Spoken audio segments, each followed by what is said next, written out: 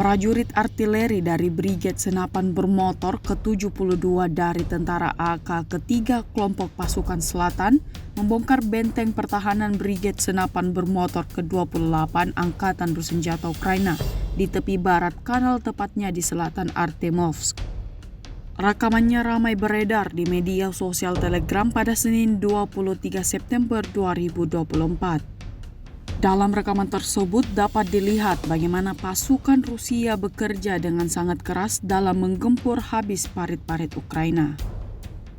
Serangan mematikan dilayangkan tanpa jeda dengan mengandalkan bantuan drone. Di arah ini, militer Rusia mengklaim serangannya memusnahkan semua yang ada di sana. Hingga video ini beredar, beragam respon diberikan warganet.